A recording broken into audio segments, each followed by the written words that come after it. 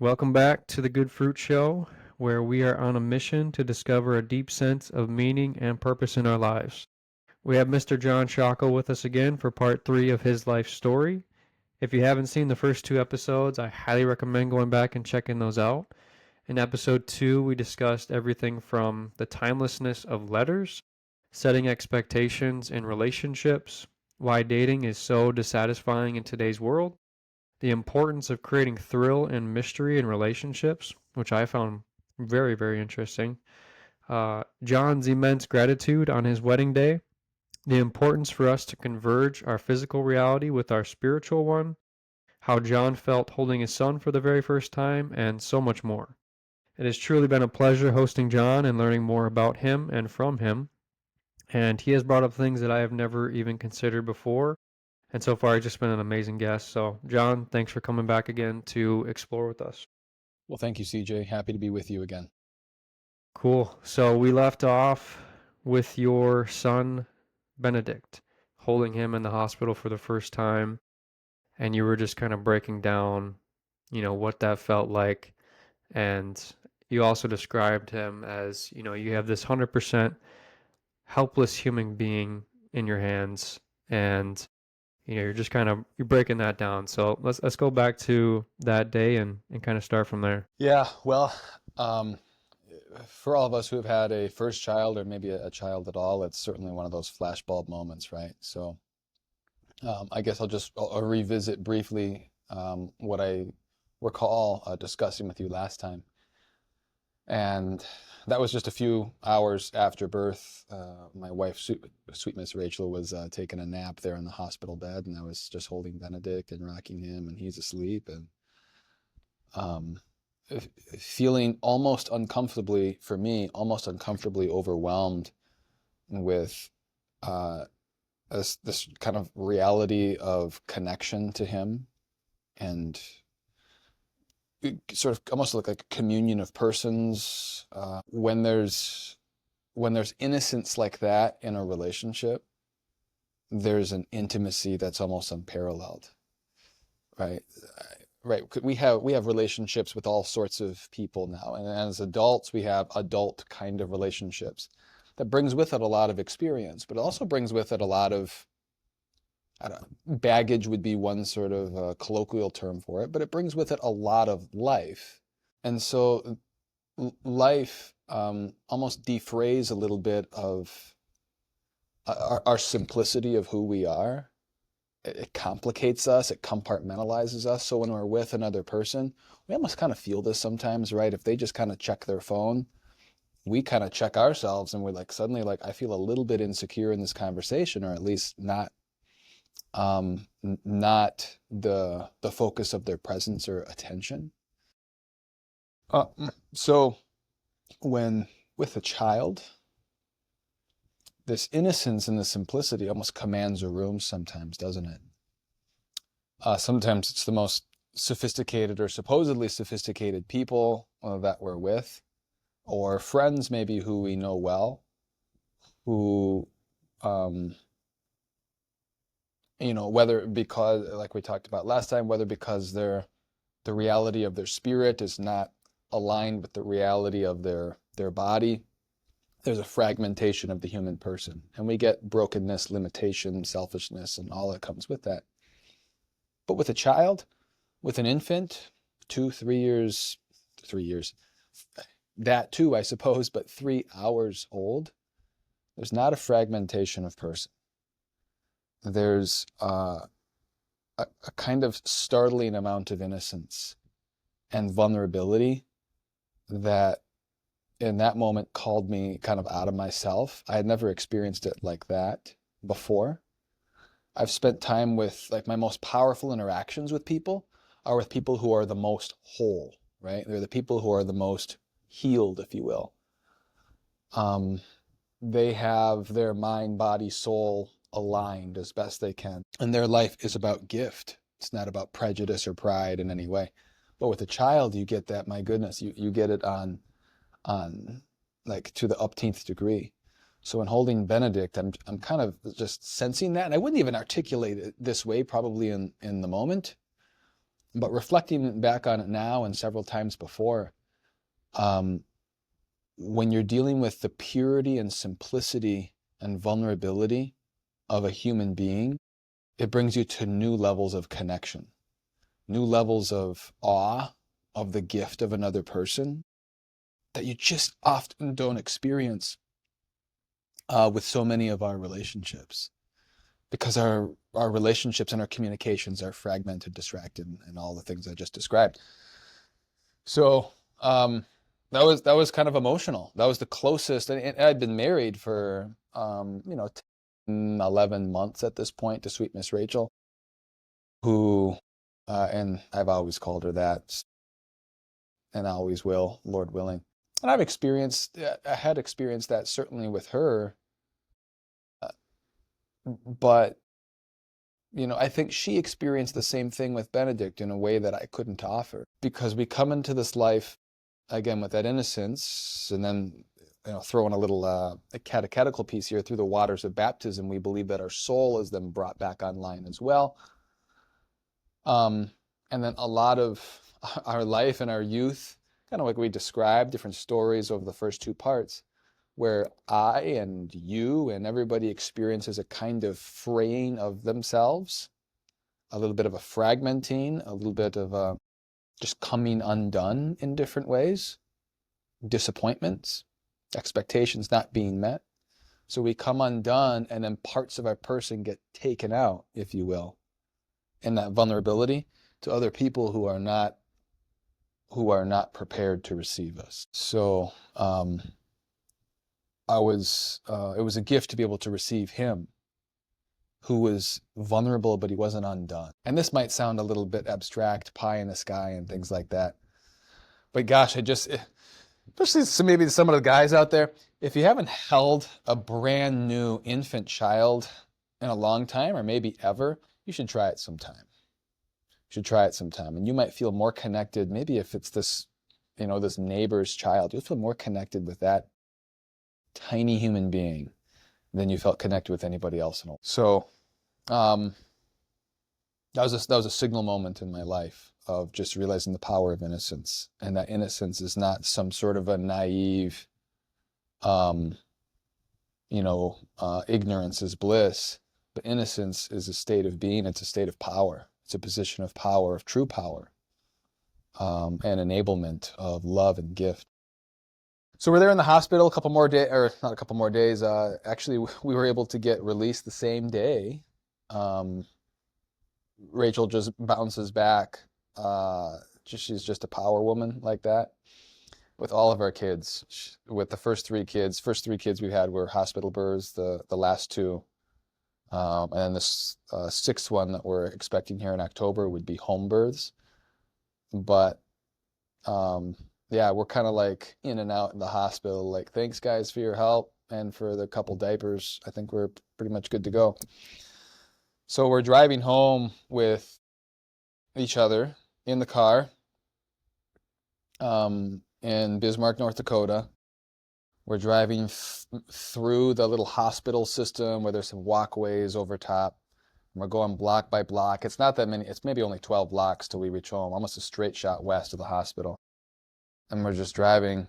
We look at each other, and just having experienced her going through a 22-hour labor, 7 or 8 of those hours intense, and then we're going back with another person, Benedict, in the back, post-birth, fully vulnerable, all the things that I just described.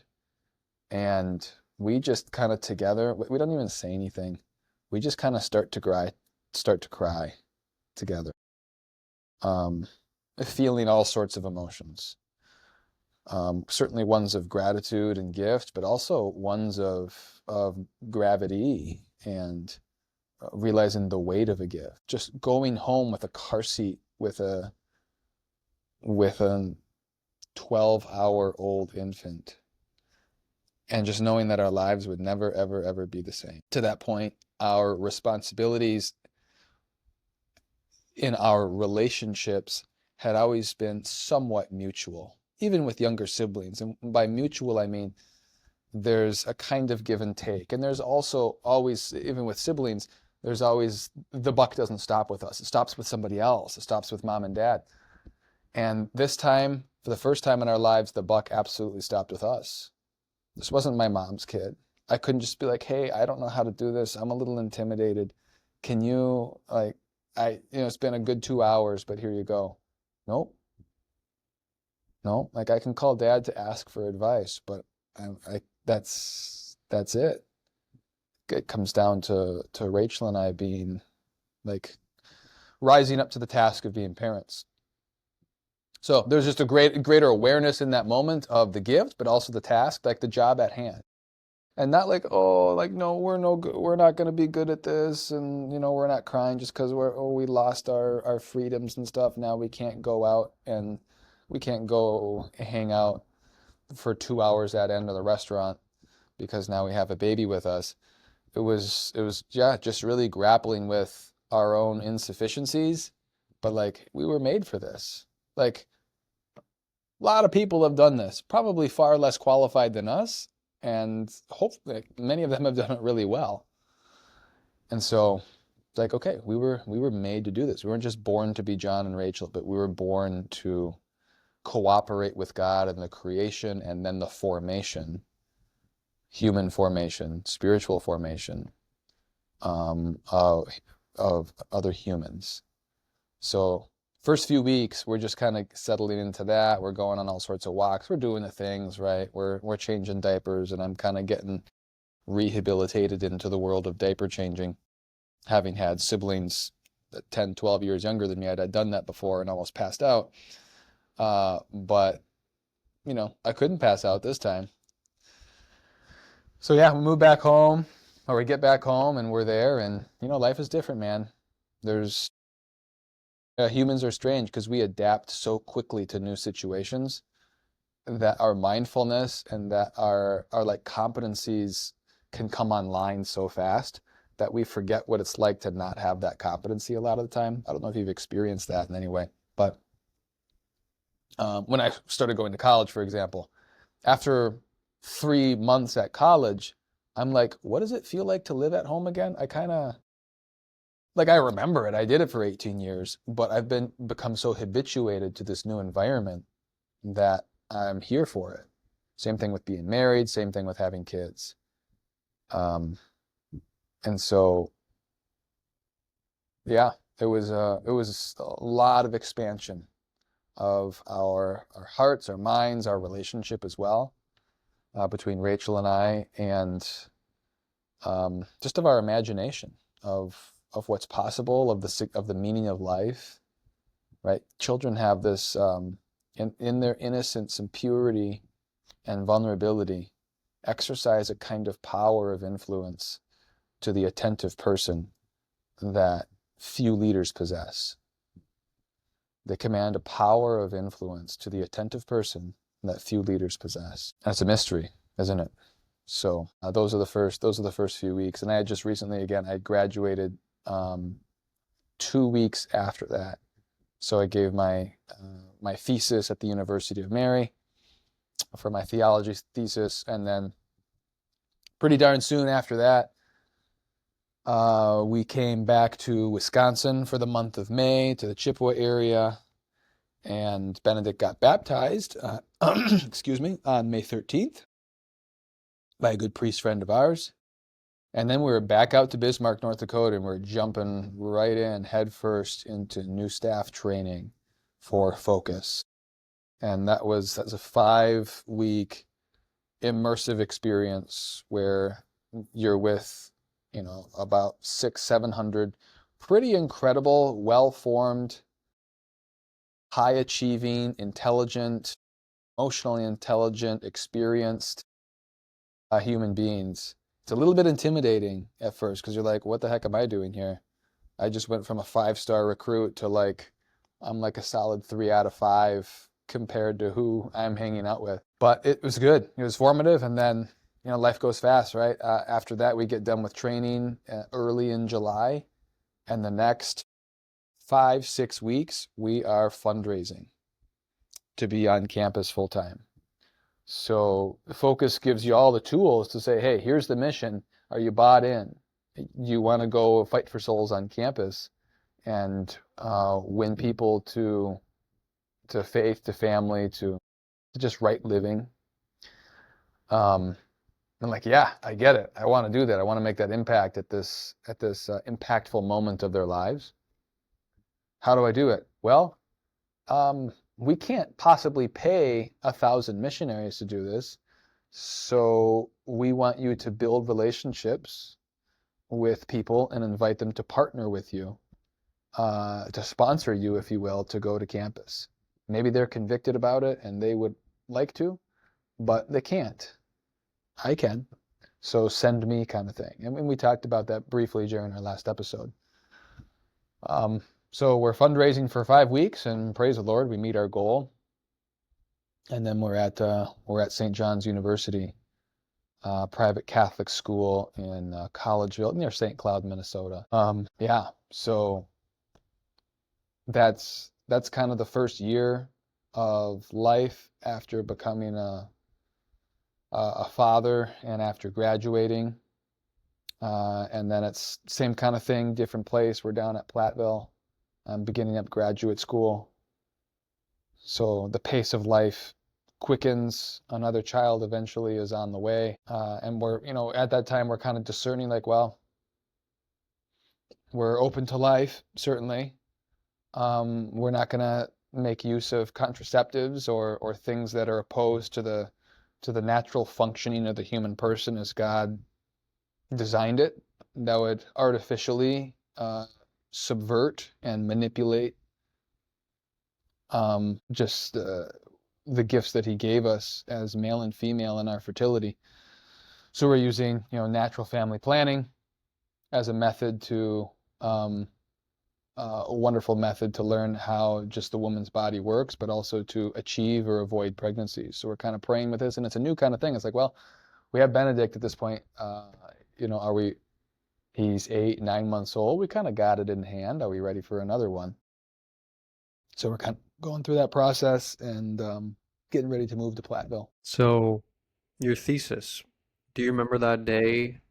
And because you got like a lot of different things going on at this point in your life. You're graduating, you got a new kid, you're kind of going back and forth between home and school, and you're living on campus, you're starting up Focus, and so you have all these things kind of happening at once. And what do you remember the day you did your thesis? Like, was that like a presentation that you did or like a speech that you did? Yeah, it's a 20-minute presentation on a 25-word paper on April 29th of 2018. How did that day go? It was good. I was excited. I mean, I was a little bit nervous. My thesis director was there and other peers and professors and things like that. Since Benedict was born the 2 weeks before, my mom was out visiting to kind of, to be with us, to help out and things like that.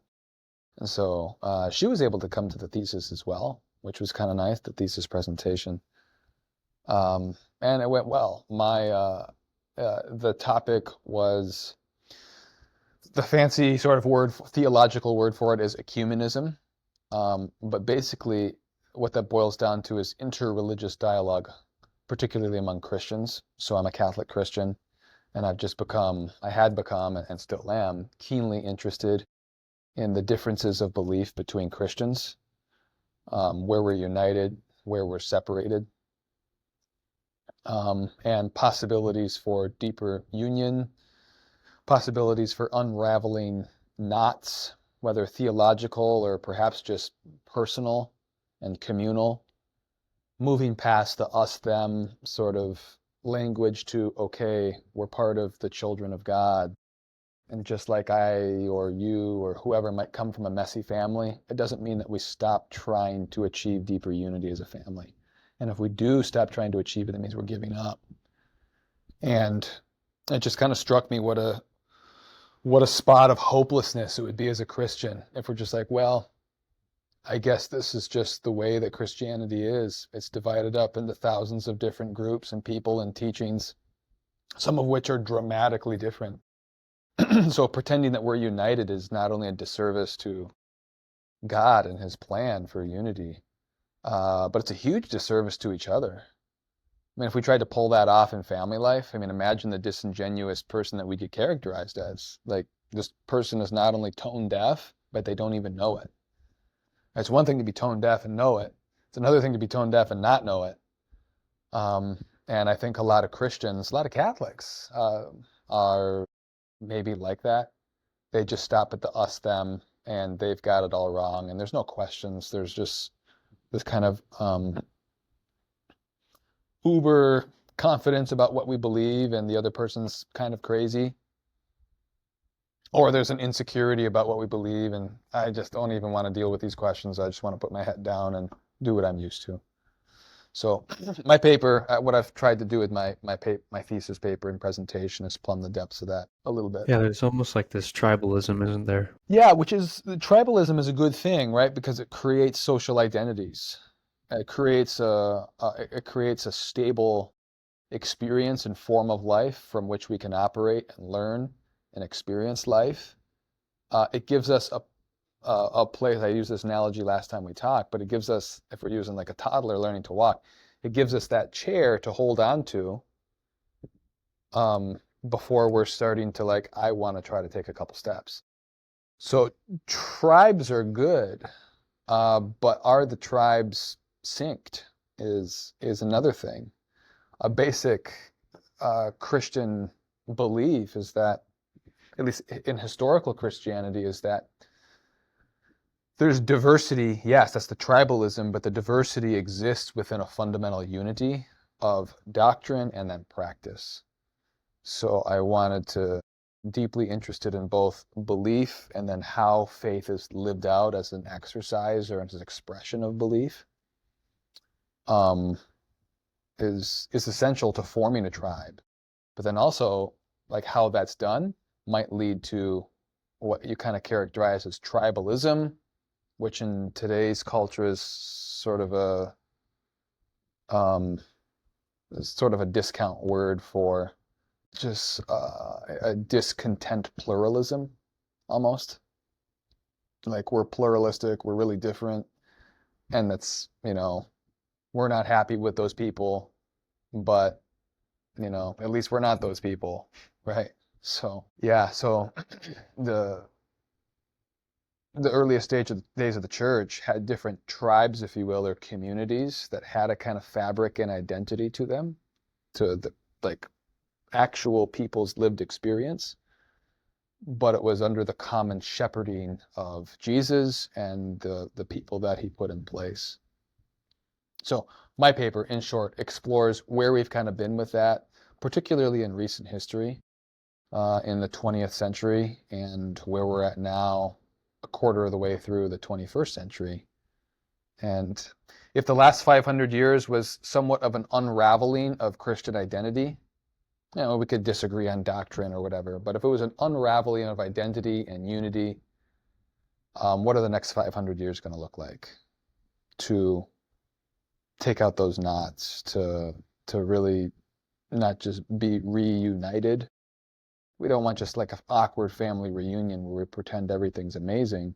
We want some forms of reconciliation. What are the first steps for that? What are obstacles? And then just wondering about that. So you got all these different things going on at this part of your life. Like, how did you and Rachel manage all those different things together? Well, one way was just by realizing it was unmanageable and just managing what we can. So creating realistic expectations for relationship, for work, for timeliness, for parenting, for living the faith, sharing the faith, opening our home to other people, for reading, for grad school, for local civics, just trying to, one of the helpful things that we did was like, what are the sort of an assessment, if you will, both individually and then as a couple, of like, what are our interests? What do we have, like, what do we have our fingers in, if you will? What are we passionate about? And then being able to rank those. Like, what's the top 5 in terms of focus? So almost a kind of flow chart that I want this reservoir to fill up first This is my emotional bank account. This is our relational bank account. I want this to fill up first so that it can spill downstream, almost like down the pyramid, if you will, to other reservoirs that are then filled up and then spilling over. So that I'm not just like, my attention is for a top 5 is not just cut into 5 pieces. Like, well, this gets, 20% of me, this gets 20% of me. But just seeing a kind of organic order to it of first in terms of practical responsibilities for me, it's as husband, then as father, then as missionary on campus. Now, missionary on campus might have taken, hours and hours more of my time on a given day or a given week, but it's still time spent on something doesn't necessarily reflect priority. So for Rachel and I, it was always a priority that we'd have a weekly date, at least an hour long, really intentional time. We get somebody to watch the kids, and we go for a walk and enjoy whatever she would like to get from the coffee shop and go from there. So we created a kind of flow chart, if you will, as individuals for our own filling up, but then our responsibilities, but then also as a couple. What responsibilities do we have to people who live in this apartment complex with us? We believe that, we think that God's placed us here for a reason, not just this is the place that had an open spot. And so we're just open to surprises like that. It seems to me that that kind of ordering and flow chart, if you will, of energy, of time spent, frees one then for surprises, frees one in their life to kind of have bandwidth for unexpected situations. Whereas the person who goes day to day, just fulfilling all the stuff that they need to do, are not really open for the unexpected. And they might not be open to the adventure that comes with an unexpected neighbor or an unexpected conversation with a neighbor. They're more just thinking like, okay, I still have 15% of my pie chart to finish when I get home. So I hope this conversation with my new neighbor wraps up pretty quick. So yeah, that's one of the ways that we managed it. We not as much now. We don't reassess that as much now because we've kind of gotten into the flow of life. 8 years being married and 5 kids. The channels of energy, time, and responsibility are pretty well established now. But we still do a regular date time, and that's kind of carried us to this day, where we've got one planned tomorrow. Just yesterday was talking with my parents and sisters to arrange some childcare so Rachel and I can go out tomorrow. And just always reassess and ask her those questions that I mentioned last time. I think we talked about Thanos last time. Yeah. So, but part of it is just recognizing that areas of life are unmanageable. So we don't need to manage them. We're not like life managers. We're human beings and just doing our best. Very well said. You mentioned coffee. Like, what were you guys eating at this point? Like, what did your guys' diet look like? Well, let's see. Rachel and I, even before we got married, we're basically eating paleo, and we still do. So a lot of meat, a lot of vegetables, not much for sugar, not much for grains. If we have grain, it might be like oatmeal or rice. Yeah, quinoa, if you can. I guess that's technically an ancient grain. So that's basically how we eat. Different varieties of that. A lot of salads. Balsamic vinegar salads, always good. So that stayed pretty consistent. Yep, yep, and has. So, yeah. So what's up next? We got child number 2. Yeah, well, so that's fall of, this is October 26th of, man, gosh, that'd be 2019. Yeah, so we're in Platteville. That's COVID years too, right? No, COVID. Nah, COVID is January of 2020 is kind of when that heads off here. So it was pre all of that, which was really nice. Um, yeah, going from one to two kids was certainly stretching. It wasn't as big of a shock, obviously, as going from 0 to 1, but yeah, less commentary probably on that in terms of newness. It was just readjustment to, okay, we've been here, we've done this. Rachel was really sick uh, after that. Well, this is actually a year after that. I feel comfortable going to this point in the conversation. So Avila's born, sweet Miss little Avila Marie, who is now almost 6, coming up here in the fall.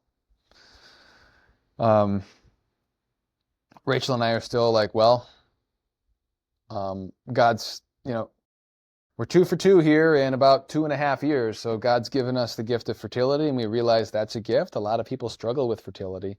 So we're trying to weigh small picture and big picture. Small picture being like, how are we doing? Big picture being the norm is for parents to have kids. That's the normative thing is to have kids. It's not to say this is how many kids we want and then done. That's a very modern notion, even like not even 100 years old, in terms of scientifically regulating that. So I think that's a big part of our relationship as well is weighing the generosity and the responsibility.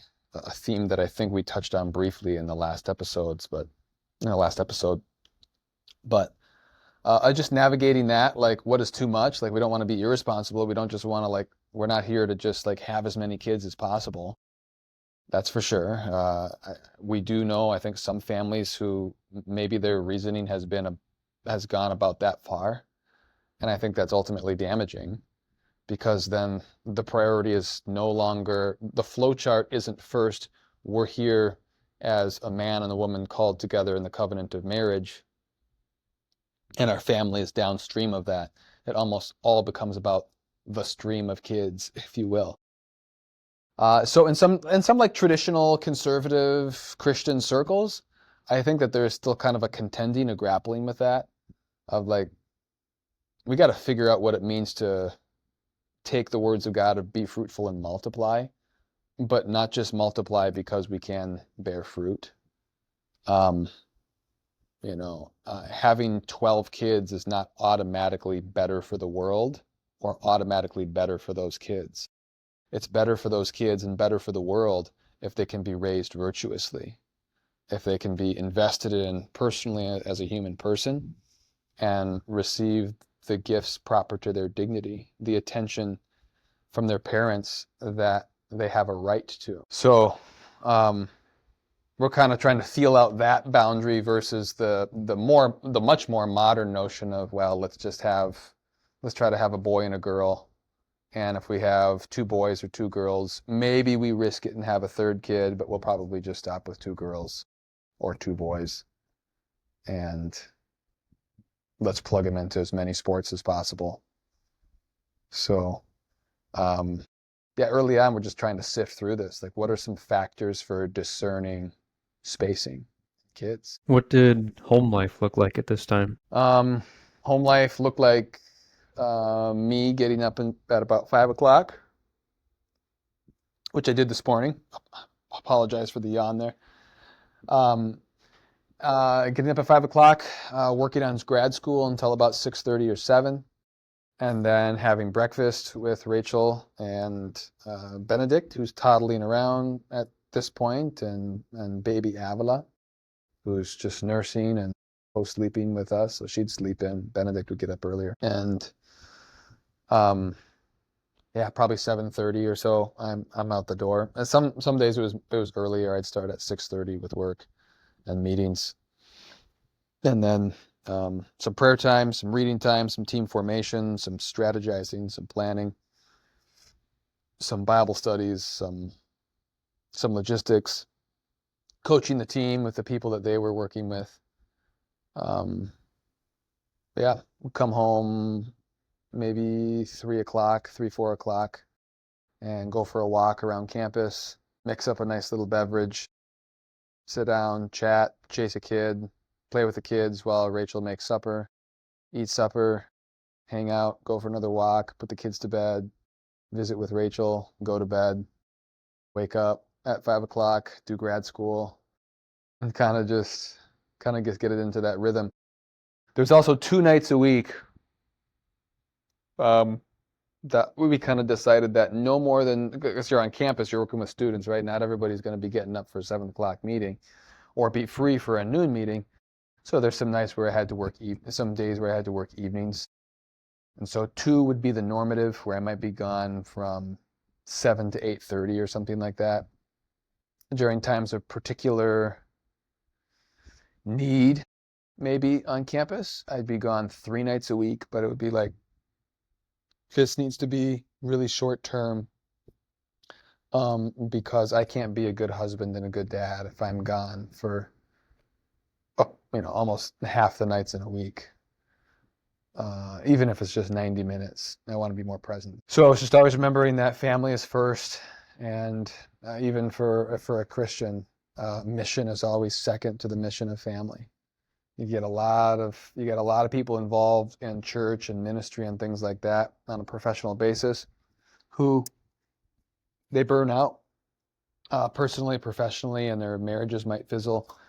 You get sort of this preacher's kid stereotype, where it's basically a neglected kid who you'd think would do really well because they grew up in the preacher's family, but he's actually a kid that basically hasn't had a father who's cared about him as much as he's cared about all the people, if you will, at his church or school.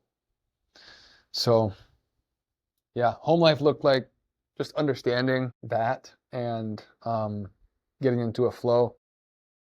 And then when about a year later, when we're expecting our third, Joseph, we're starting to think more seriously about moving back. And I kind of outlined that last time, but there's a couple people here in the parish who offered me a job that was really good. I was really excited about it, but I also loved being on campus and loved talking with students. And there's kind of a craziness there. There's an uncontrollability, a surprise factor of living on a campus, but we're also hungry for a little bit more stability. Our family's growing. We want to be closer to home. And so we move up in spring of 2021, and I start here, working here in adult faith formation as the director of outreach and evangelization, and have been doing that for over 4 years now. What was co-sleeping like with your children? No, there's, in terms of parenting and nursing and sleeping, there's different sensibilities on this. Unsurprisingly, we kind of take what might be stereotyped as the holistic or traditional way, which is, well, here's a baby. Babies like to nurse. Babies like being cozy and cuddly. And it turns out so do mothers. So that's myself, Rachel, and a baby in a queen bed. And when the baby wakes up, Rachel just nurses the baby and they fall back asleep. Baby wakes up again, excuse me, and nurses back to sleep.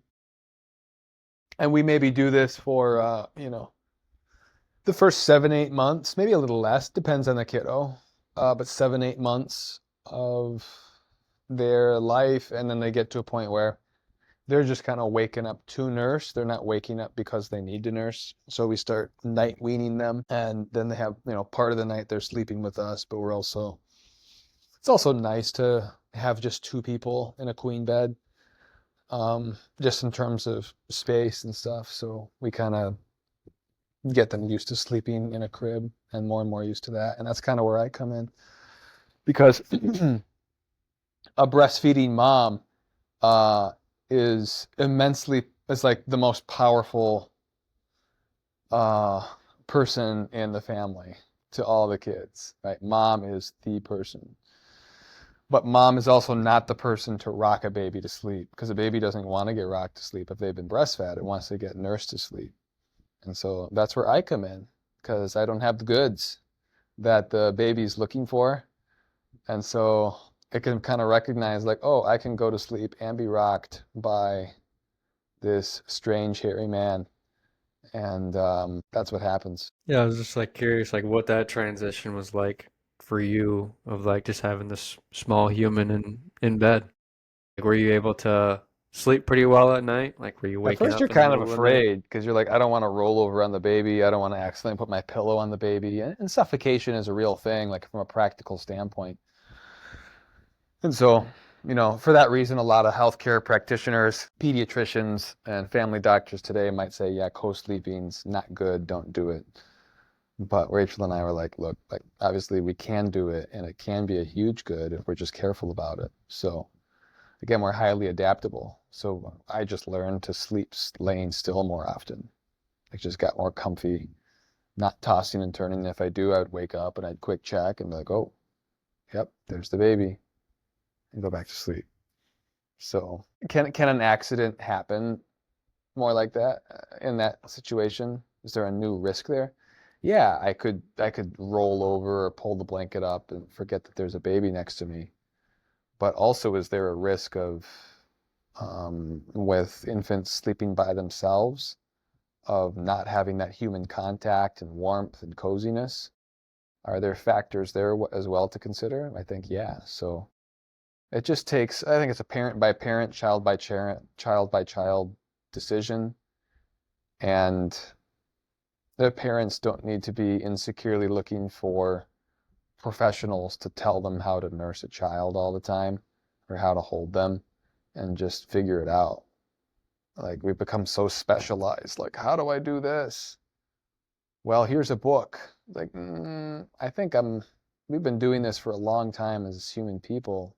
And obviously specializations and focuses and study and expertise is helpful, but there's a practical limitation to it when it comes to daily living as a parent. Uh, when they're coming of age too, when they're 3, 4, 5, 6, 7 years old, like, hey, you should really teach your kid this. It's like, okay, thank you for your thoughts. If I haven't considered that, then that's a valid thing to sit with. But if I am considering that, Rachel and I and parents need to just be confident that we are parents. We're this child's parent. We're the best thing that could happen to them if we have a healthy relationship. So always making sure that's number one. Rachel and I are always clicking, always on the same page. The kids always see that, loving interactions. Rachel jumping up off the couch or whatever she's doing, coming to give me a hug and a kiss when I get home. They see that, right? And for me, not wanting to leave home in the morning because I'm so busy telling her I love her, they see that too. So just creating that kind of environment of I always want to be around this person because they're the best thing that's ever happened to me is like the culture that we want to raise our kids in. And it's true. I'm just always dying to hang out with Rachel more. So the kids see that, I think. And actually, this was last week. We're getting in the van, getting ready to drive for church on Sunday. And Rachel's in the van, and we're packing up. And Benedict, our oldest, is in there. And he says, hey, Dad, do you know who the most beautiful person in the world is? And I said, who's that? And he points over at Rachel, and she says, Mommy is. And that's cool, right? So, That's a proud father moment right there. yeah, yeah, it is.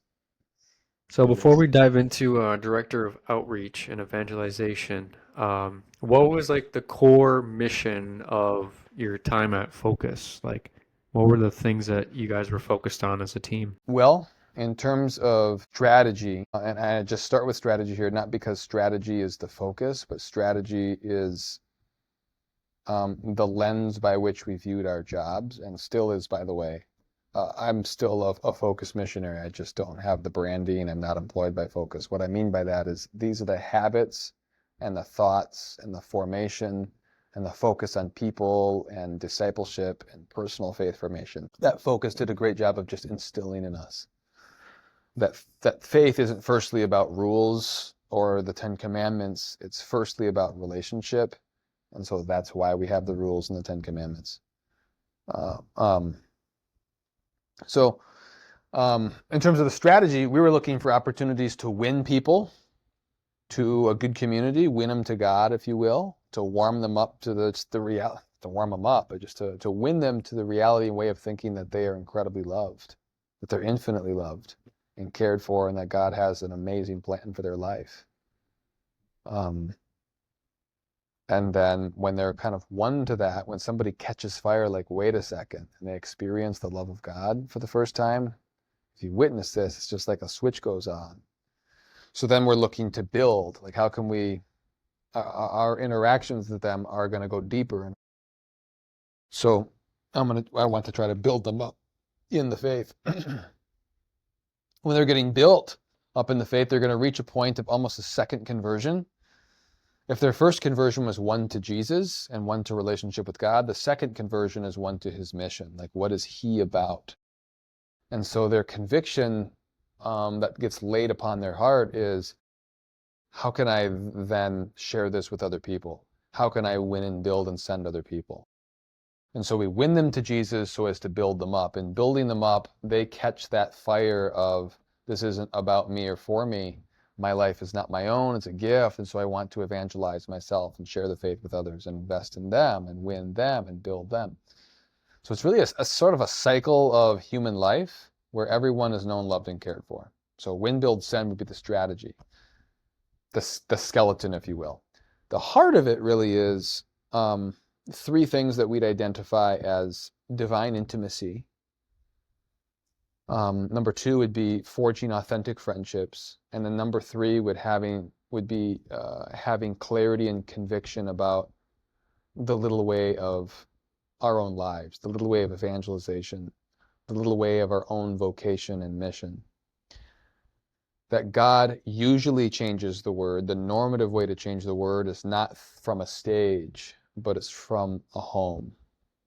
It's from a workplace. It's from 2, 3 people interacting with each other, having a common vision and running after it. So with the divine intimacy, it was, well, what does it mean to have a relationship with God? There we give people practical habits for Christian living. That'd be focused on good fellowship, on the teaching of the apostles, faith formation, on the sacramental life, and on their personal prayer life. Those habits comprising what we call divine intimacy. If we live these well, we are in close relationship with God. If we're only like hitting on 2 of them, maybe we know the faith and we're going to church, but we don't really have good, like, virtuous, Christian friends, and we don't have much of a personal prayer life, our divine intimacy is going to have a low ceiling. Our relationship with God is going to be limited. So we want to open that up for people. And then have that occur. The best vehicle for that to develop in the human heart is with other people, authentic friends who are running after the same goal. They kind of catch that fire, that momentum, that tribe, if you will, of this is what we're about. And then from there, that tribe can have a mission. And that mission is not inward or ad intra, but ad extra. So it's a community of people, it's a person, it's a community of persons, it's a church whose mission is her identity, and her identity is her mission to know Jesus Christ and fulfill his great commission. So the knowing Jesus Christ is the divine intimacy and the context of authentic friendships in a parish family life. To fulfill his great commission is, his last words on earth, echoing in the ears of all Christians, or it should be, of go and make disciples of all nations, baptizing them, teaching them to believe all that I've commanded. So that's kind of the strata, if you will, of what Focus would focus on. And we would just try to apply those principles to real relationships, real daily life, in the context of Bible studies and having people over for supper, in larger events that we'd have on campus. And same thing here too, man, is one of the first things I did when I started at Notre Dame was I started up a couple Bible studies. I just got to know people. We spent time together in Bible study, but also outside of that, going to their house, like actually appreciating them as a person, and not just seeing them as, okay, I could really use these people to help me do this thing in the church if they volunteer. So starting really with love, and with the first mission being love. So that's the groundwork for a culture, I think, of life, a culture of growth. And we've seen that here in Chippewa Falls. Praise the Lord. Not just because of me, certainly not. Sometimes, perhaps in spite of me, I'm a broken, limited human person. But a lot of people who have like, okay, I really need to pray like I never have before. And I need to be open to meeting new people, knowing that they want the same thing and that I need them to accomplish it and they need me to accomplish that. And that in our accomplishment of that comes a clear sense of mission, of an opportunity to impact, through a kind of, to impact the world, but starting with just our city. So that final principle of clarity and conviction about the little way of mission, practically that's, well, if in this next year I can influence and get to know and love and almost mentor, if you will, partner with, 3 to 5 people, and they meet God and they catch fire as well, they can do exactly what I did with 3 to 5 people. All of a sudden you have a kind of spiritual multiplication happening. We have 3 people, let's say, who are each walking with 3 people. Well, then there's 9 people all of a sudden downstream, that in addition to the original 3. So then you actually have 12. Then what if those 9 each be like, okay, I feel like I can really run with 3 people of my own. I've seen how to do it from the person who's done this with me. All of a sudden you have those 9 times 3, you got 27, plus the original 9 and 12 and 3. So then you got 27 plus 12.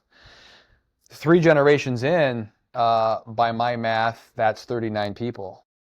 That could happen over the course of a year or 2 or 3 years. If you get a lot of people that are hungry for this and just have never had a sense of mission or vision, they're like, yes, sign us up. You could be starting with a dozen people, and they might be working with each with 5 people. Next thing you know, in a year you have 60 people. Not just being one to some sort of a cult or model, but being like known, loved, and cared for as a person. So that's our vision. That's how we're trying to do it here. Not only is it the only way to really grow, like in rapid form, to reach as many people with the gospel as possible, but it's the only way to also ensure that everyone is known, loved, and cared for, that everybody has received a personal invitation to a faith formation group, that they're worth it, that there's more to Christian living than an hour on Sunday. And it's been really well received. And, we currently have, last year at this time, we had 3 people in discipleship. Right now, we have a total of, say, 22. Lord willing, maybe next year at this time, we have something like 80. Well, what about 5 years? A mathematician can do the math on exponential growth, but it would be in the thousands. So, did you have any notable like interactions with people that kind of stick out to you, and if so, like why did they stick out to you? And that's an excellent question, because I just laid out there in hopefully somewhat clear terms, but in somewhat abstract terms, like the principles of church, of growth, of my job. But really, again, it comes down to people, starting with Jesus of Nazareth. So yeah, as I'm getting started here, gosh, I'm meeting all sorts of people. This one time after Mass, early in my time here, maybe within the first month or so, this lady, Deanna, walks up to me and she says, hey, I could get involved with helping you lead a Bible study, because I'd make announcements after Mass. And I said, sure, well, why don't you just start coming and we'll go from there. She had just retired as a public school teacher, and she's now for 3 years been leading her own Bible study of 10 people. A couple of those people are getting ready to lead their own Bible study. So there's that. Just been met with a ton of hunger, just people wanting to learn and grow. I've had a lot of members come up to me and just say like, what do you need help with? What can we do?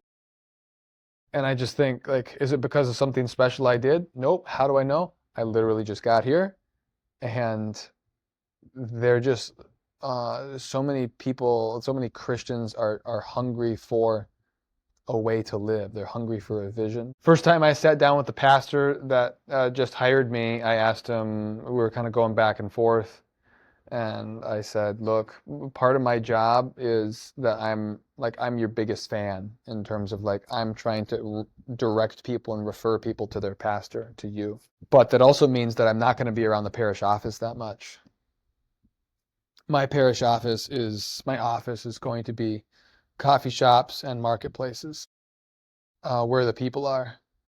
And so here's my calendar, but you'll just kind of have to trust me to manage my schedule well, to be a week or two ahead of the game with planning.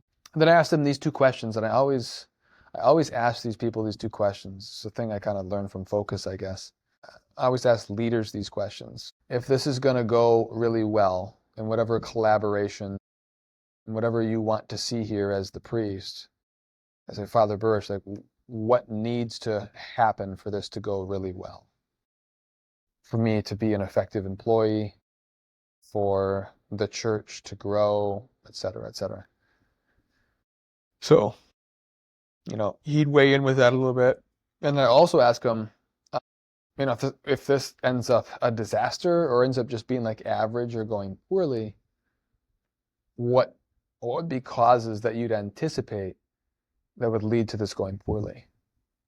Like, what would I be doing wrong? What would you be doing wrong? What would our team be doing wrong that this has, that we've plateaued or maybe even descended in terms of effort and fruit? So that was a good meeting. That was a long meeting. It was just, yeah, it's just a lot of conversation about teamwork and transparency and accountability and those types of things.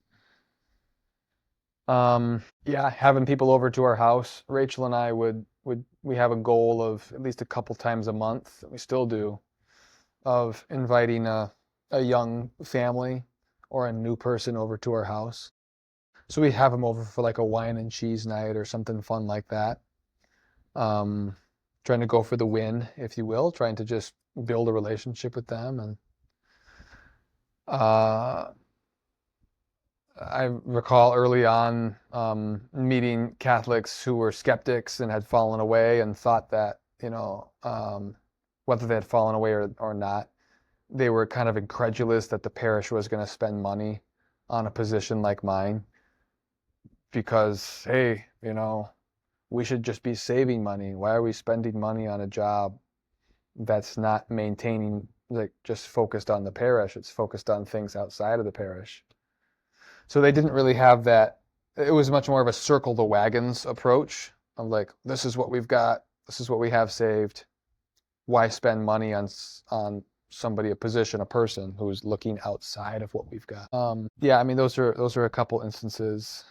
A lot of moms and dads asking how they can bring their children back into the church.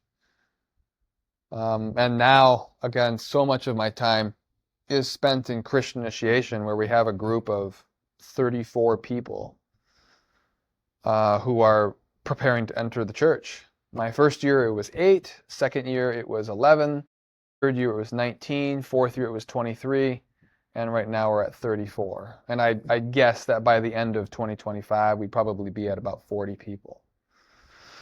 So hopefully we're able to see spiritual multiplication from that, and not just addition, but like, I'd love next year for it to be 60 people and then 100. And a lot of that is just based on like people asking the basic questions of, how do I talk to people about, here's a couple stories for you here in terms of talking with Catholics about this, and how many Catholics, a lot of Christians just in general, but a lot of Catholic Christians have lost their sense of like, why am I here and why am I doing this? One of my favorite questions to ask a Christian is, what is the gospel? Like, what is the supposed good news of Christianity? And just kind of sit and be quiet and have them answer that. We just get answers across the board. Um, I remember this one time I was walking down to my office and I passed two people. One of them had been away from the church for 10 years and was kind of coming back, and the other one had been away for 20 years and had no plans of coming back. But she'd still identify as a Catholic. She'd be like, yeah, I still meditate on the rosary and pray with my Bible and things like that. So we're talking to them about why they left and the church and things like this and why they're discontent with it. But then I asked them, hey, can I just ask you a question? Like, can you describe to me your sense of what the gospel is? What is this, like, in 20 seconds, if you will, what is the supposed good news of Christianity? They had no idea what to say. One of them said, well, there's four gospels, right? It's the four gospels in the Bible, Matthew, Mark, Luke, and John. And I said, yeah, we call those the gospels, but it's because they contain what the gospel is. Like, what is the good news? The good news isn't books. It's way better than that. So that person was kind of stumped. Then the other person they said something very true, but it was also very limited. They said, the gospel is that God loves us. I was like, well, what do you mean by that? They said that no matter what, God won't reject us. That's true. Anything else? No, I think that's it.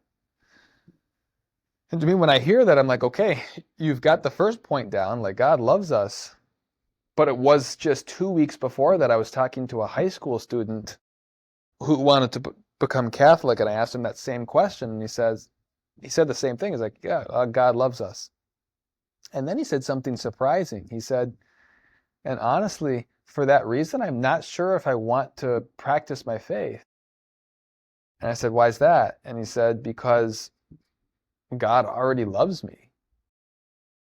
What else am I going to get out of this? Like, he loves me, he wants me to go to heaven. There it is. And for him, because his understanding of the why, the gold nugget, the good news, if you will, of Christianity, the gospel, was just like, God loves me. Therefore, I'm good enough. I don't need to change anything. About a year ago, I was in the choir loft of a local church. And I'm up there. I sometimes like to do my work up there. It's quiet. I'm in this kind of the bigness of the church, if you will. And I hear somebody coming up the steps up to the choir loft, and I'm like, oh boy, I guess I got to leave my favorite office here. And it's one of the pianists for Mass, for church. She comes up, and I'm like, oh, I can get out of here. You can start playing. She's like, yeah, no worries. I got a little bit of time until the vocalist comes, so we're going to practice for the coming weekend's Masses. And I'm just saying hi. I get to know her a little bit. And it comes to my attention that she was raised Catholic, but since leaving high school, she hasn't practiced the faith at all. The only time she'll go to Mass is if she's playing, but she's only going because she's playing and she's getting a stipend. So I asked her that same question, like, hey, why did you leave? Like, what did you feel like the good news you were leaving behind? And she's like, I didn't feel like I was leaving any good news behind. I was happy to get out. And there again, it's shocking. It's like somehow this person existed in the Church of Jesus Christ, and somehow they never had a relationship with Christ. Somehow they missed the whole message of God loves her and has a plan for her life, and she's not just stuck in sin, and we aren't just stuck in sin, but that Jesus comes to save us, to bring us into his family, the church, and that's why the church. But the church is downstream of God's love, of our own sin, and our need to be saved by Jesus. And it's the church that's the vehicle by which we come to meet Jesus, to live that with other people. Her experience of Christianity rules. I'm not leaving anything behind. She's like, in fact, I'm happy to stop going to church because then I'm not getting judged by people anymore. I was just like, wow. There's so much there that she's just never knew about. The vocalist eventually comes petering up the stairs as well, and we're having this ad-lib conversation, and we're just like, hey, can I just ask you the same question that I asked this other lady here? And she said, sure. This is a 65-year-old lifelong Catholic. I ask, what is the gospel? Same thing. Because I'm just like becoming fixated on this, like, wait, like I kind of knew that maybe people didn't know too much, but I'd been here a couple of years, and I think I had yet to talk to somebody who could give me a good 20-second definition of like, here's the good news. Like, it's nobody's fault. Like, I'm not blaming anybody. I'm not pointing the finger. Part of it is just like a lack of good catechesis and teaching. Part of it's, sort of a don't ask, don't tell faith mentality that we have in America. Part of it is just people getting content with the practice of the religious habits without the actual spiritual reality that's the reason behind it all.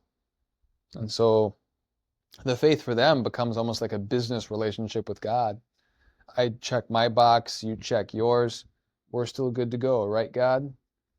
And there's an emptiness there. There's a hollowness evidenced by waning church attendance, by wounds and skepticism among Christian believers across the board. It's not just like a Catholic problem. And so that's been a huge focus in my relationships, is just asking people that question of like, what is the supposed good news? What is this thing that's supposed to change our lives? And there's a growing awareness among Christians about this, among Catholics. But we've got a lot of work to do, man, in terms of people knowing the why and being able to just say, and they can be buttered up more than this, but just God loves me infinitely and has a plan for my life. My sin destroys and disrupts that plan. Jesus comes to reorient me, to change me, to turn me around, to reconcile me with God and bring me back online with God. And he gives me an invitation to be not only in relationship with him, but in relationship with his family, with his body, the church. And then the final point of the gospel, if you will, is that he's also given me the mission to go and do likewise with other people. That those first 4 points that I just articulated, that becomes the blueprint for my mission. And that's every baptized person, not just the priests or the directors, if you will. That's you. That's every baptized people has that identity and mission. That's the gospel. And I would want to have people articulate that more. I want not just 5% of people in the pews, but 10, 15, 50% of people be able to articulate that like, yep, this is what it is, and this is my fundamental mission in life. Thank you for letting me ramble there. No, that was fantastic. I wholeheartedly agree with you. Um, so if there was someone who is watching right now and they've been outside of the faith or they've never even been in the faith, and they're kind of thinking about Jesus and thinking about Christianity, and there's something that kind of draws them towards it. Like why, first off, why should they even keep pressing into that? And then second off, like why the Catholic Church from your perspective? Yeah. Well, first of all, and this might sound sort of, here's the syllogism, I guess, that I think of it in terms of, like, the first question is God real? If God is real, then okay. The second question is Jesus God? Is Jesus not only fully man, but fully God? If he is, then everything he says doesn't just have truth, it is truth. Because that means God speaks in time and in history. And everything he says is absolutely true. For me, for everybody, universally. That's where we get the word Catholic, right? So it's true for the kataholos. It's true for the whole, for the universal. So is God real? Is Jesus God? The third and final question gets to what you just asked. Did Jesus found a church? If God is real and Jesus is God and he wants to save us, did he leave us with a normative way to come to get to know him, to love him, and to follow him?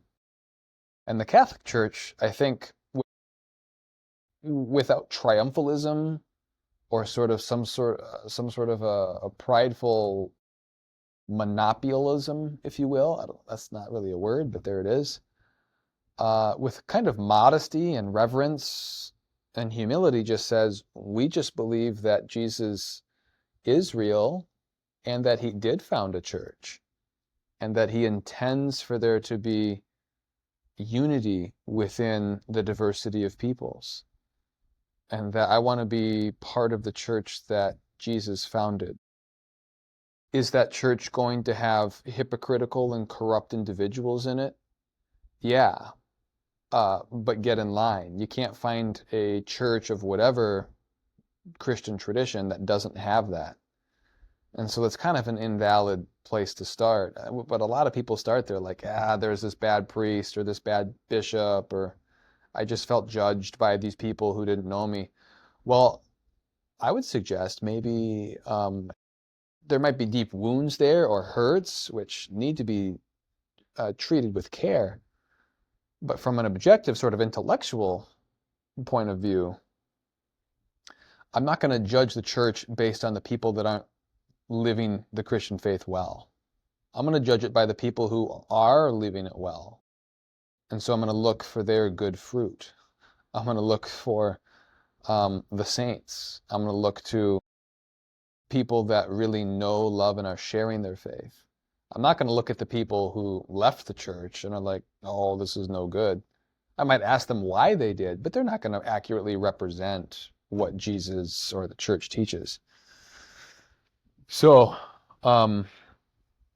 why people should follow God is because, from a logical point of view, He is the first principle. He is the reason that we are, and without Him and His constant love for us, we are not. We don't exist. We cease to exist. So that's from a logical point of view. From a more personal point of view, it's because we're created for Him. Our need for Him, our thirst for Him, our desire to be in relationship with Him is hardwired into us to the point that we're unsatisfied except finally by Him or with Him, in Him. And so it's worth the fight, I think. It's worth the struggle of combating our own smallness to step into His wonderful light. And secondly, again, I kind of touched on this a little bit, but why be Catholic? If I want to follow Jesus and I want to know how to read the scriptures, I want an interpretation of the scriptures, an interpretation on how to follow Jesus that comes from Jesus and His apostles, and it has their name on it and not the name of another human being. So much love to our Protestant brothers and sisters in Christ who maybe come from a Reformed tradition, Lutheran, Calvin, Zwinglian, Presbyterian, Methodist, you name it. Or maybe they're just non-denominational and they identify as well. So denomination just means a new name. Nomenos means a name. D means sort of new. So a denomination is a new name church. A non-denominational church is one that's saying we don't affiliate with any of the names out there. We're just a Bible-believing church. And that's practically, actually, it sounds really appealing for good reason. People want the pure, real thing. But functionally, it's impossible. You can't have a pastor who's not being informed by another man named somebody who is getting their information from somebody else. So I just want to be able to trace my thinking back to the earliest days of the church and make sure my living, my worship, the doctrines that I believe about morality, about the Eucharist, about worship, about baptism, about prayer, I want to make sure that reflects as accurately as possible all the information that we have about the early church. Some of which is contained in the New Testament, but much, much more of which is contained outside of the New Testament in history, in various writings by early church fathers, people that we call apostolic fathers. These were the people that the apostles themselves set up as their successors. So, that's kind of the question is, okay, I believe God is real, I believe Jesus is God, and I believe He founded some kind of way to know Him, some kind of a fellowship or church, if you will.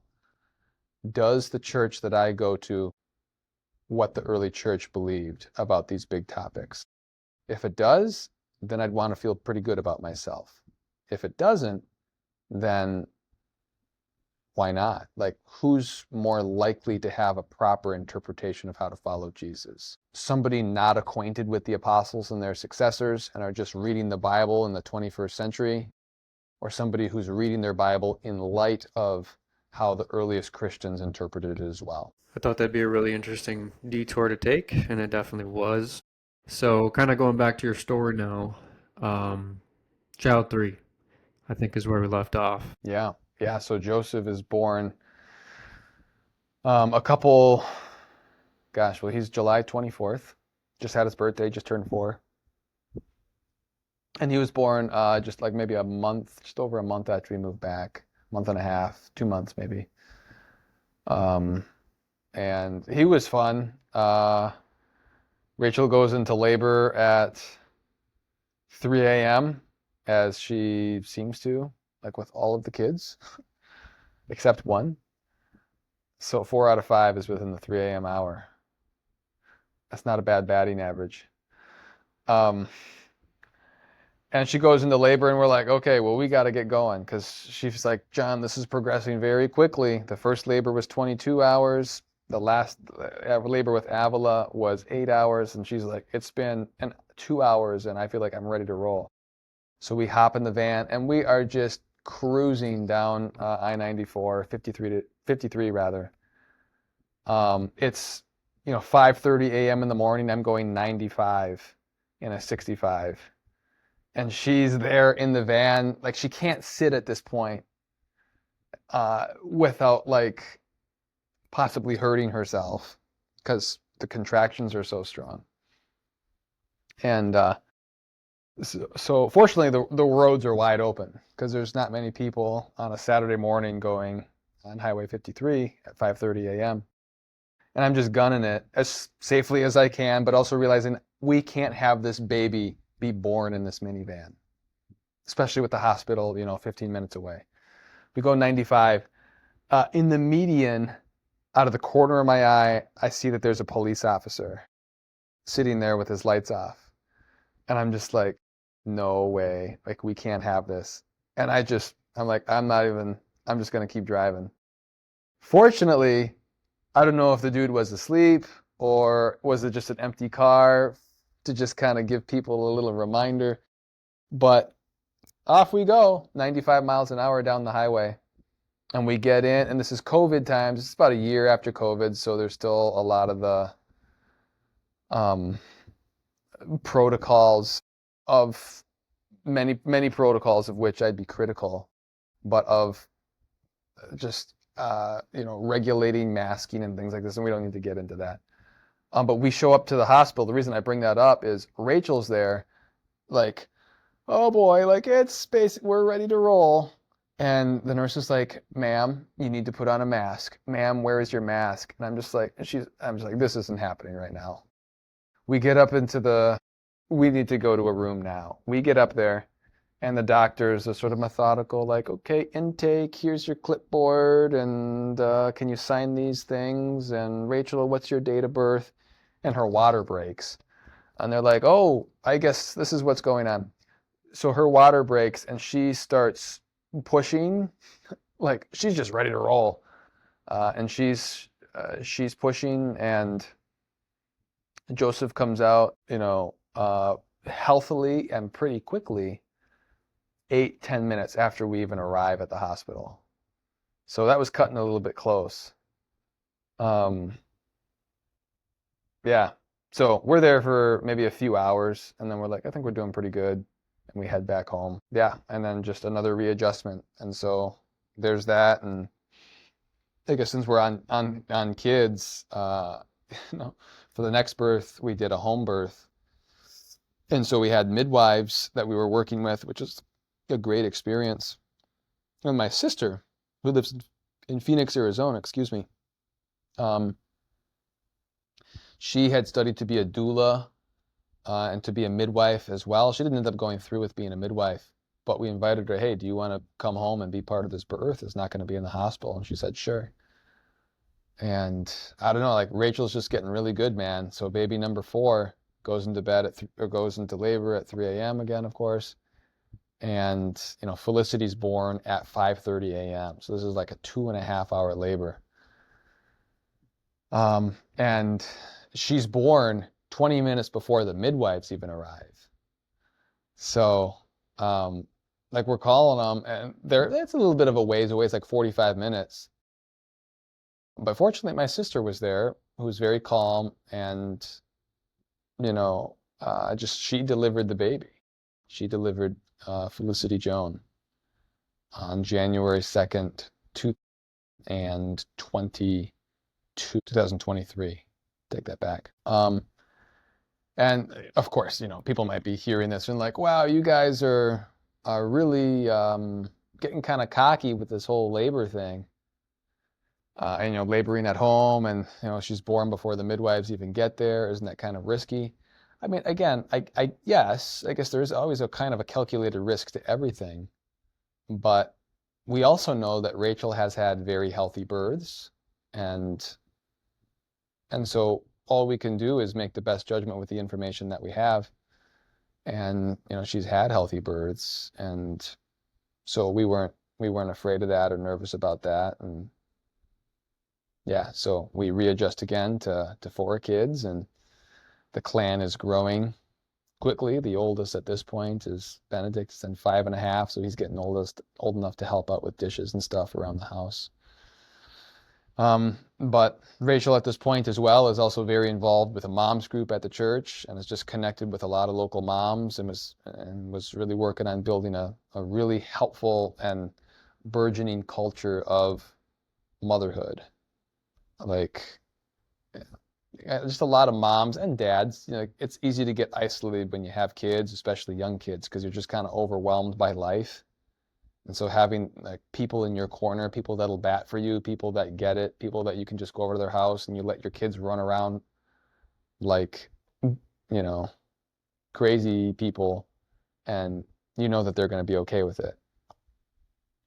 So, yeah, so that's what's going on in family life as well. So then you're still the director of outreach, and how does that kind of look from third and fourth kid?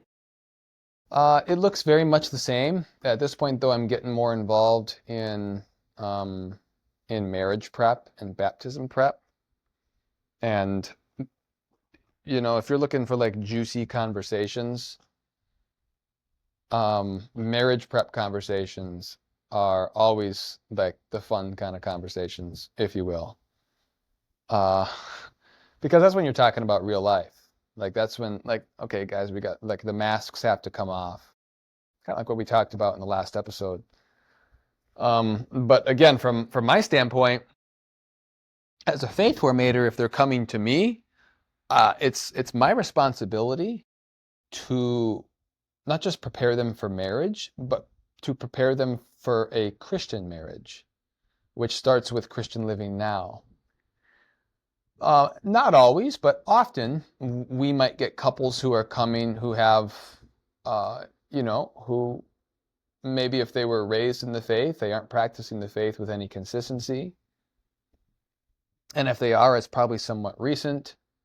And more often than not, I mean, this is just a big thing. It's not the only thing, obviously, but it's a big thing that we talk to them about, is oftentimes when they put down on their information forms for onboarding, they'll put down the same address. And so then we have a conversation. It's sometimes father. I always have this conversation if it appears that they're cohabitating, is just talking about that with them. And sometimes they're like, I don't want to, like, okay, I knew that this would probably be brought up. Here's why we made the right decision. Here's why cohabitating is the best thing ever. And it's kind of interesting. First of all, it shows what? That cohabitating is one of the most natural things in the world. Like men and women need each other. So I'm not like, some people can get bent out of shape at it, like, oh, these people, they just don't understand, basic Christian morality. And, they somehow miss out on the whole sex before marriage thing, but they know how to make the sign of the cross. And I look at it from a little bit of a different perspective of, like, marriage is the natural state.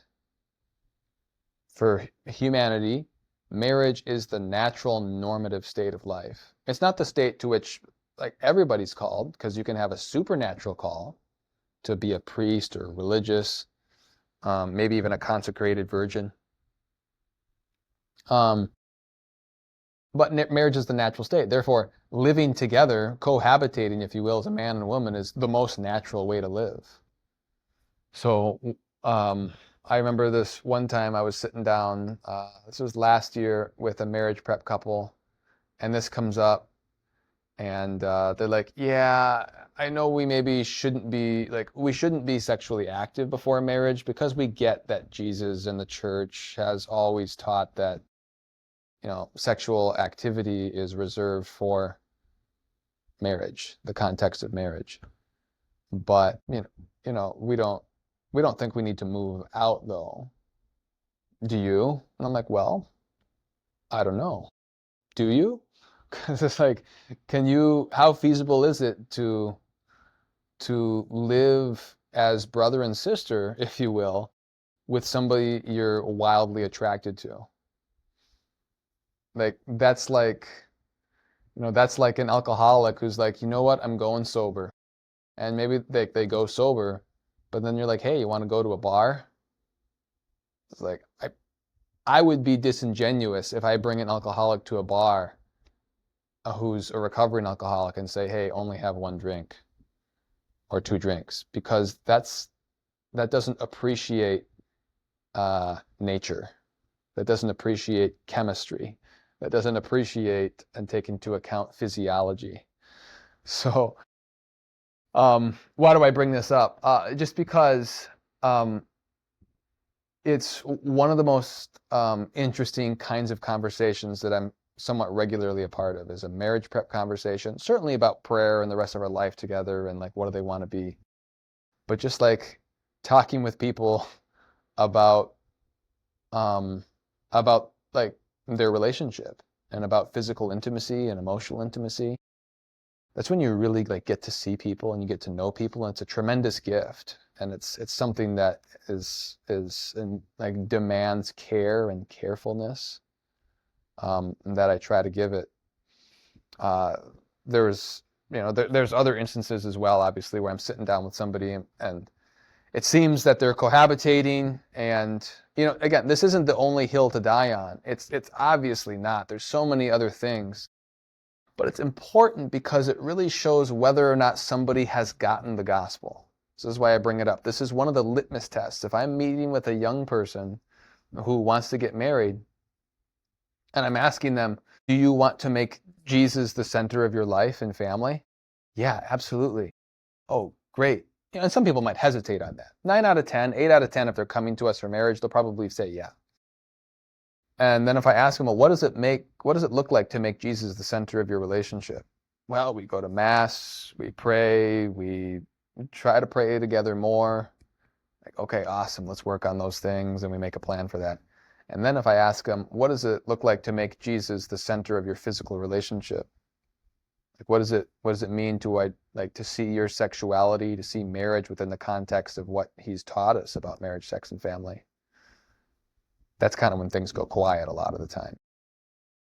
So on average of 10 maybe engaged people that we're working with preparing for marriage, probably 6 or 7 are cohabitating. And the reason why that's a signal feature, again, is because the people that aren't cohabitating, for them it's so clear, like, my sexuality and my sexual choices are included in my following of Jesus. It isn't just I follow Jesus and then I have my own private life over here. It's all of the things. Jesus created sexuality, and he loves it. Like, his first command to humanity is be fruitful and multiply. So he's a pretty big fan. We don't need to worry about Jesus limiting physical intimacy. What we need to think about is, am I limiting myself by having a relationship that's largely built on the foundation of physical intimacy? thereby camouflaging gaps and huge holes that I might have in my relationship, because we never really formed a depth of relationship and emotional intimacy. So walking people through that has been definitely an interesting part of my job, and has been a gift, because we've had people who've like, you know what, yeah, we need to stop like having sex before marriage, because it's like they just get a conviction like this is wrong. I trust Jesus more than I trust my hormones. And B, um, they think about different living arrangements um, as a way to honor each other and love each other better, not to love each other less. Were there any lessons about leadership that you learned at this time? I mean, yeah, a lot. One of the big things about leadership that is a hallmark, I think, is leadership, and this is kind of a, I don't know if this is buzzwordy, but the whole servant leadership thing is that to truly lead is first to truly serve, not by sharing a vision for service or encouraging people to serve. It's by serving that we lead. And it took me a while to kind of figure that out, because when I was a team director, 6 years ago, 7 years ago, I didn't really have that figured out as well. I viewed a lot of my leadership as casting vision and then encouraging people. And that's part of it for sure, but a vision is cast by a servant and it's lived through service. So that would be a big piece, for sure. Another as well is just like being a leader is always, is leading in the present. So service is their present sort of characteristic. They have a vision for growth in the future, but they're also like a memory officer. So something that I like to just always keep in mind for myself or for other members of core teams that I lead, whether it be for marriage prep or Christian initiation, is your first job here as a leader. One of the fundamental ones, at least, is that you're a memory officer of what this person that you're trying to lead or this group, you're a memory officer of their identity. Okay, why are we here? When things get exciting or things get hard, always bring them back to the why. Why are we doing this? Okay, usually that brings with it a kind of centering and a reorientation. Like, oh yeah, this is why we're here. And the complicating factors can kind of get situated around that center. Or maybe there needs to be renewal. Like, why were we doing this? Well, that's not working so much anymore. So let's revisit it.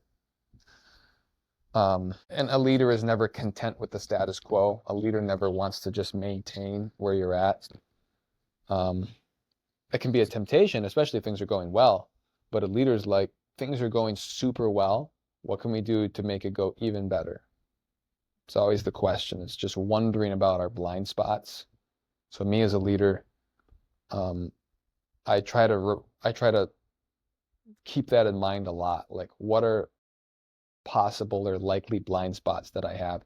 People or issues, situations that I might not be seeing from the press box or from the sideline. So at this time in your life, like in terms of your career and what you're working on with the baptisms and relationship sort of consulting almost, what would you say was like the core driver or your like core ambition at this time? Well, that's a good question. I think an obvious one, and there's nuance here, but the obvious core is I believe that God has a plan for everybody's lives, and I think that sin affects everybody's life. I think the gospel is true. So what I articulated before, that God has a plan for everybody, it's an amazing one. Sin disrupts and destroys that plan, and I think a lot of people are stuck right there. And so a conviction or motivation for me is that is helping people move beyond that to um, being renewed in Jesus, to having a relationship with Him, to having their sins forgiven, to experience the exercise of repentance. So there's a spiritual religious element to it for sure. But also just like knowing other people aren't themselves. Like if people want to get married, they can't be fully themselves and give themselves in a relationship if if they're just stuck in sin. And this isn't to say like everybody's a horrible sinner and a terrible person. It might be in subtle ways. The point is not like how horribly we're sinning. The point is that we're all kind of basically in bad shape when it comes to who we're supposed to be. And so that's always a big motivator for me is helping people be who they're supposed to be so that they can set the world on fire, to be able to become, as some people say, the best version of themselves, is to be able to stop the slew of broken marriages and, broken marriages, broken families, broken hearts, which inflict so much damage, not just on the family level, but then the tribal level, the neighborhood level, the city level, the social level at large. So going back to the roots of that is a huge why for me. There'd be opportunities. I have had other job offers with Catholic Answers, for example, to work for them as an apologist, to take calls and work more on a national level.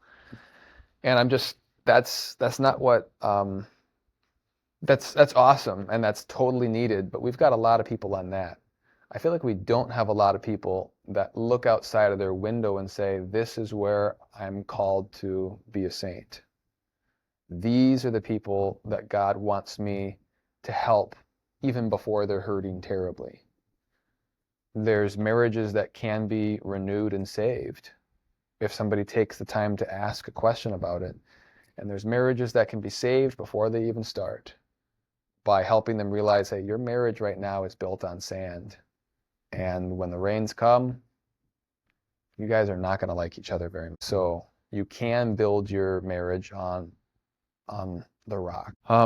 So yeah, again, part of it's spiritual, God's plan for them, but also like there's just a human side of it. Like part of making the world a better place is, not up to the federal government.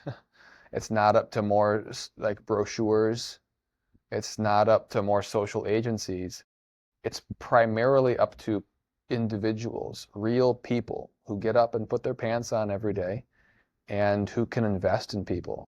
3 to 5 people who are attentive to them, who can identify the gospel, like this is why I am who I am, and then can see when that's not being lived in somebody else and saying, hey, don't just do this because religion is good for you.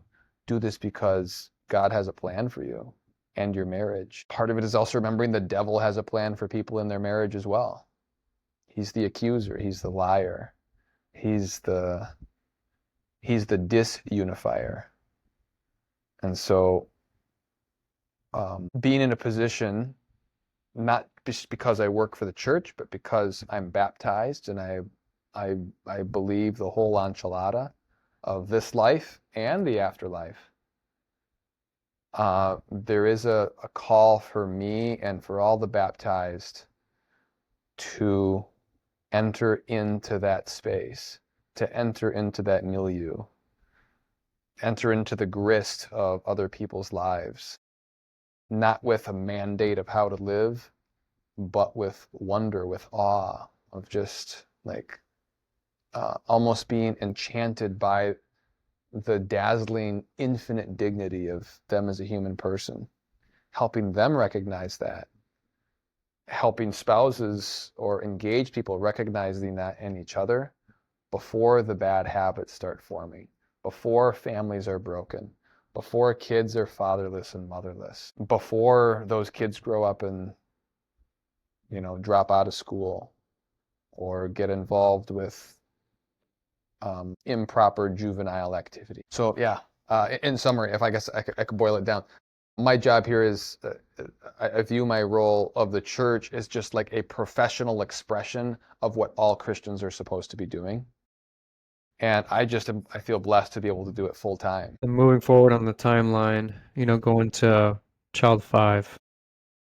Let's explore that area. Well, I don't remember if I said this last week, but going from 3 to 4 or 4 to 5 children, and I'm guessing 5 to 6, it's a lot like you're just out in the lake and you're kind of drowning, and then somebody's like, "Here, hold this baby," and they like throw a baby at you.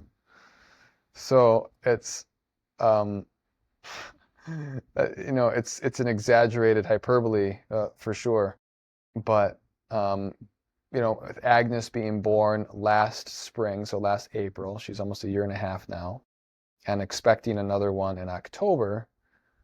That's a lot of kids. That's a lot of noise. That's a lot of chaos at times. It takes a long time to get ready. It takes a long time to put people to sleep right now. But we're here for it. When I found out that Rachel was expecting with our 6, and which I would admit, like this was when the baby that she's pregnant with right now is a bit of a surprise. Because we're like thinking like, okay, we want to be open to life, but we want to be firstly open to the life that's already in front of us. Like being open to life doesn't just mean having more babies. It means having more time for your babies. So it was a surprise, and this is to the ladies who might be watching this, I guess it might be interesting, or to anybody who's interested in NFP. I didn't know this, but there's something called in charting the cycle of a woman. There's something, right? There's peak day when fertility is. We're just talking NFP right now. All of a sudden, here we are. There's something called peak day, right? That's when the woman is most fertile. Also, by the way, scientifically, that's when the woman is most attractive to the man. There's like real chemistry and studies here. It's also, by the way, when the woman tends to be most interested in physical intimacy. So in talking about like not wanting to subvert the natural orientation of God's plan, to just chemically, fill a woman full of something that's going to destroy that, it shouldn't take a deeply morally formed person to see that that's wrong. However, it also shouldn't take too much hard thinking to be able to realize we've got to be able to love the people that we have before we have more people to love. And so that's why this baby was a little bit of surprise, and we're like, oh, okay, gosh, I guess going from 5 to 6, here we go. And the way that happened was, anecdotally here, is because we get NFP actually pretty well. We have a pretty good sense of it and how it works. We've taught it to some people. Some people are surprised by that. Oh, look at all the kids you have. You guys don't know how to use NFP, do you? We're like, well, actually, we kind of do. We just haven't needed to yet to refrain from having children. But Rachel experienced something that's really rare. Only 2% of women have it or something like that. And it's called a double peak day, when it looks like she's had her peak, but it's actually a false peak, and it actually comes 5 days later or something like that. So, you can do the math on what happens there, but then all of a sudden we're pregnant again. So baby number 5 with Agnes last spring and preparing for baby number 6. I was, surprises in life where, to use the phrase that you used before, like that are unmanageable. Like I feel like this is unmanageable, or I'm not in control as much as I had thought or hoped I would be. Always brings us kind of back to the center. And for me, it brought me back to this question of, okay, what's my why as a husband and a father? And I was in the middle of doing this program called Exodus 90, which is a 90-day program that's focused on deeper prayer, fraternity, or friendship with other virtuous guys who I will and they will hold me accountable. and then also asceticism. So, fasting from sugar, from treats, fasting from their phone and any digital media, fasting from movies, from alcohol, from watching TV, things like that. Anything that would potentially be a waste of our time. So I'm in the middle of doing this, and I'm realizing in my life, like these things like bad habits just slowly accumulate, don't they? It's kind of like you just look at a bachelor's room. I don't know why I'm picking on like bachelor pads here, but oftentimes you look at a bachelor's room. I look at your room. If this is your room, that looks very neat and organized. So congratulations. Look at that nice little cork board back there with neatly arranged sheets. You got a marker board Yes, there sir. for planning and visioning. Way to go, CJ. Very organized. Yeah, awesome. So maybe that's not a good example.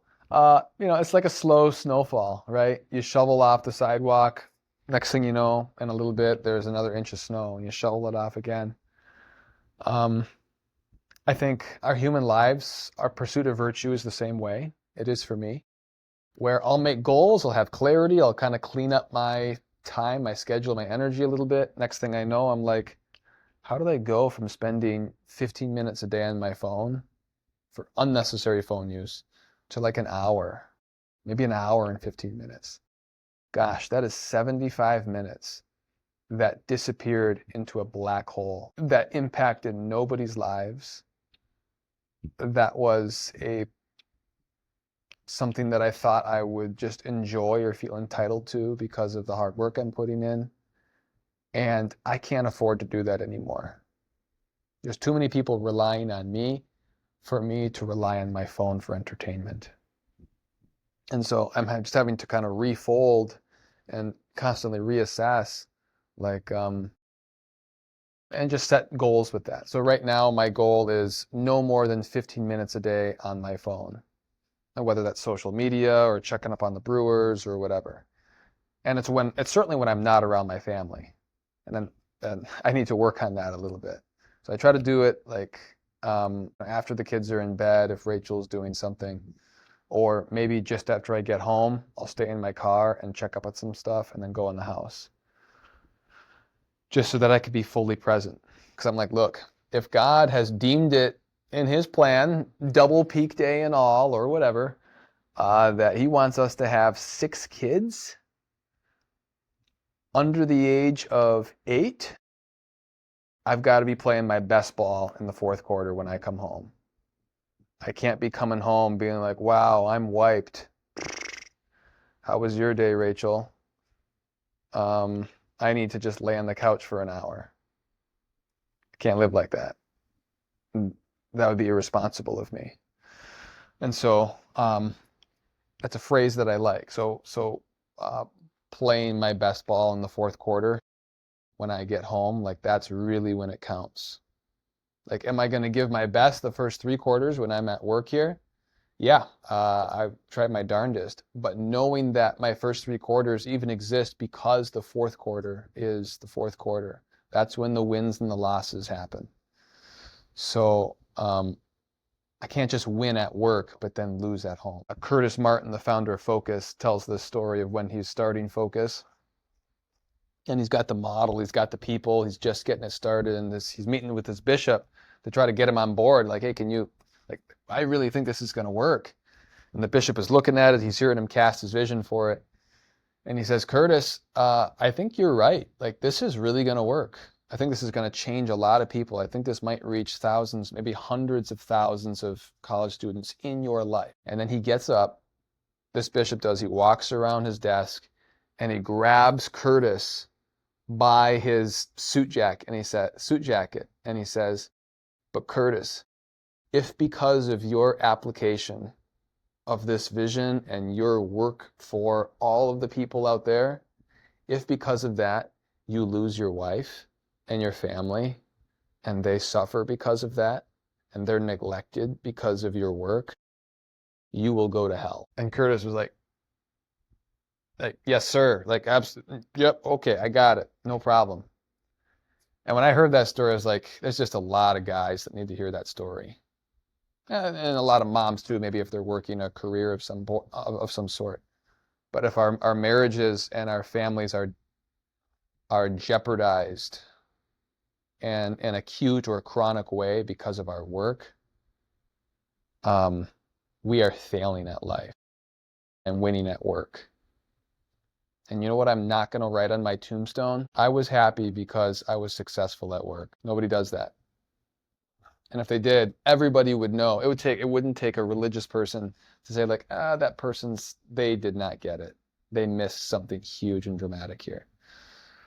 So, yeah, this stage of life, what I'm really trying to focus on is being fully present. Just being fully present to the people in front of me, being fully present to my wife, fully present to my children. God's blessed me with a lot of children. Some people struggle and they're not able to have children. Some people don't want children, but they could have children. For me, he's given me 6 right now, soon to be 6.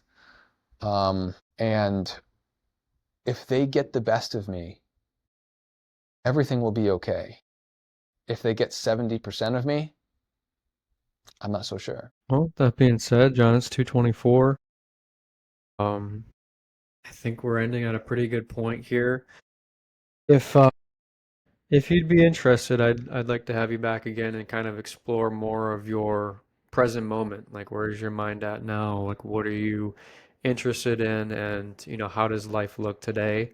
And then even maybe diving into future direction. Like, where are you looking to go? Like, what is your vision? Kind of what are your goals in life? And so if you'd be open to that, I'd love to have you back again. I think it'd be another really good conversation, but this has been really great so far, and it's been a fascinating exploration of diving deep into your life story. I hope you've got some value out of it, and yeah, man, it's just been a pleasure. Yeah, thank you, CJ. It's been good. I actually just gave a talk to a bunch of young adults this past Sunday. And the basis of my talk was telling 3 stories and then relating it back to a scripture verse for them, like a basic reflection. All 3 stories, I felt that I had kind of polished and kind of had a good sense of because of our conversation about those stories. So I want to thank you for asking good questions. That's what we try to do here. I think that's really kind of the core of finding like really deep meaning and purpose in your life, I think, is asking really good questions, because once you ask those really good questions, you can see, all right, this is what I'm meant for. This is why I'm alive. This is why I do the things that I do. Mm-hmm. And so yeah, that's kind of the core mission of the show. Mm-hmm. Yeah. Well, keep it up. Yeah, I know you're just getting started, but keep moving. Yeah. And if you just want to stay on for a few seconds, Sure. but we're gonna wrap up here. And thanks again, John. You Really bet. appreciate you.